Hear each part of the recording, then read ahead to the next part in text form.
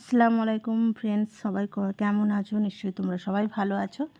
আলহামদুলিল্লাহ, আমরাও ভালো আছি। আজকে এখন দেখাচ্ছি ঘড়ির টাইম হচ্ছে 4:20 বাজে, কিন্তু উঠেছি 3:50। এই যে ক্যামেরা এখন করছি, আর এই যে ঘুরঘুটে অন্ধকার, আর উঠে পড়েছি, তাড়াতাড়ি উঠে পড়েছি। এই যে সিঁড়ি থেকে নেমে যাচ্ছি, মেয়েটাকে ডেকে দিই, কারণ মেয়েটা যাবে একটা জায়গায়, বলছি একটু পরে। আর এখন নেমে মেয়েটাকে ডাকি, মেয়েটাও মনে হচ্ছে রেডি হয়ে গেছে।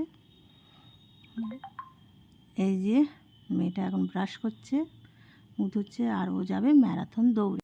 কারণ আমার ছোটো ননদের বর হচ্ছে কলকাতা পুলিশে চাকরি করে, আর সেই সুবাদে একজন মানে ওনার কলিগ ও যেতে পারছে না, কিন্তু ও জার্সিটা দেয়নি, টিকিটটা দিয়েছে। তাই সুবাদে ও দৌড়তে যাবে। ওর খুব ইচ্ছা যে আমি দৌড়তে যাব, আমি পারবো। তা বেরিয়ে পড়েছে 5:20 বাজে। আমরা অনেক তাড়াতাড়ি উঠে পড়েছি, খুব এক্সাইটেড, ঘুম প্রায় হয়নি।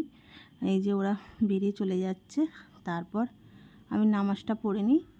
নামাজটা পড়ে নেওয়ার পর এই সকালবেলা ঘুম থেকে উঠে এবার ওরা এসছে, এই 8টা নাগাদ এসছে, ওদের সব কাজ ফাজ মিটেছে। আর ওইখান থেকে দিয়েছে এই মেয়ের কেক, পেস্ট্রি সব দিয়েছে, ভালো মন্দ সব দিয়েছে, একটা লেবু আর ড্রিঙ্কস। এই যে এই মাউন্টেন ডিউ, এইগুলো 4-5টা দিয়েছে। আর এদিকে তোমাদের ভাইয়া খুব আনন্দ হয়ে এসে মাছ নিয়ে এসছে মেয়ের জন্যে, মাছ, তারপর যে দেশি মুরগি মাংস সব নিয়ে এসছে, বাটা মাছ নিয়ে এসছে। অত করবো না, আর আমার ছোটো ননদ তো চলে যাবে, আর বাটা মাছটা রেখে দেবো, আর 4টে কাটা মাছ দিয়ে আমি ঝাল করব মাছের। আর মাছটা ভালো করে ধুয়ে নুন হলুদ মাখিয়ে ভেজে নিয়েছি, ভালো করেই ভেজে নিতে হয় আমাদের। আর তারপরে ওই কড়াতেই পেঁয়াজ লাল করে টমেটো কুচি দিয়ে দিলাম, টমেটো কুচি দিয়ে একটু নাড়াচাড়া করে নেব। নাড়াচাড়া করার পর একটু সামান্য নুন দিয়ে দেবো, নুন দিলে টমেটোটা তাড়াতাড়ি সেদ্ধ হয়ে যাবে। আর ওদিকে আমি ভাত বসিয়ে দিয়েছি। তারপর আদা নয় রসুন দিয়েছিলাম, রসুন থেতো করে। এবার মিক্সচারে করিনি, এটা আমি হামালদিস্তাতে করেছি, হামালদিস্তা করে দিয়েছি, কারণ অল্প তরকারি হলে আমি হামালদিস্তাতেই করি, আমার সুবিধে হয়। আর তারপরে এটা একটু কষে আমি পানি ঢেলে দিয়েছি। পানি ঢেলে দেওয়ার পর 1 চামচ লঙ্কার গুঁড়ো, 1.5 চামচ হলুদ গুঁড়ো, আর 1 চামচ জিরে মরিচ গুঁড়ো দিয়ে দিয়েছি। দিয়ে এবার আমি এটাকে কষিয়ে নেবো ভালো করে।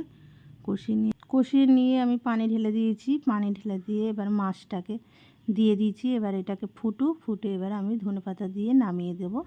আর এদিকে আমি মুরগির মাংসের জন্য আলুটাকে লাল করে নিয়েছি, আর মুরগির মাংসটা নুন হলুদ আর তেল দিয়ে মাখিয়ে রেখেছিলাম, দেশি মুরগিটা, আর ওইটা আমি ভেজে নিচ্ছি, ভালো করে ভেজে নিচ্ছি। আর এদিকে আমি মিক্সচারে টমেটো, ধনে, জিরে মরিচ, আর হচ্ছে আদা রসুন, এগুলো সব দিয়ে আমি মিক্সচারে গ্রাইন্ড করে নেবো। আর এদিকে ওটা ভাজা হয়ে গেছে মুরগির মাংসটা। আর ওই কড়াতে আমি শুকনো 2টো লঙ্কা, আর হচ্ছে 2টো এলাচ, একটা কাঠ দিয়ে, লবঙ্গ দিয়ে আমি নেড়ে চেড়ে পেঁয়াজটা লাল করতে দিয়ে দিলাম। পেঁয়াজটা একটু লাল হয়ে গেলে তারপরে আমি এবারে মিক্সচারে যে মশলা বেটে রাখা আছে সেই মশলাটা আমি দিয়ে দিয়েছি। দিয়ে দেওয়ার পরে এবারে আমি একে একে সব মশলা অ্যাড করে দেবো। হলুদ গুঁড়ো 2 চামচ হলুদ গুঁড়ো, আর হচ্ছে 2 চামচ হচ্ছে ধনে গুঁড়ো, আর আমি তখন কাঁচা লঙ্কা দিয়েছিলাম, আর ঝালটা বেশি দেব না, আমি এখন কাশ্মীরি লঙ্কার গুঁড়ো দিয়ে দিলাম, এই 1.5 চামচের মতো লঙ্কা গুঁড়ো দিয়ে দিলাম। এরপর এটাকে ভালো করে কষিয়ে নেব। কষিয়ে নেওয়ার পর যে মুরগি ভেজে রেখেছিলাম সেই মুরগিটা আমি দিয়ে দেব। দিয়ে দেওয়ার পর আলুও দিয়ে দেব, একসঙ্গে কষিয়ে নেবো ভালো করে। কষিয়ে নিয়ে এবার প্রেশারে দিয়ে দেবো, যেহেতু দেশি মুরগি অনেক টাইম লাগবে, আমি কষিয়ে প্রেশারে দিয়ে দেবো। প্রেশারে দিয়ে দেওয়ার পর প্রেশারে দিয়ে দিয়েছি কষে। আর এটা হয়ে যাক। আজকে তাহলে এই পর্যন্ত, আগামী ব্লগে আবার দেখা হবে। আল্লাহ হাফেজ।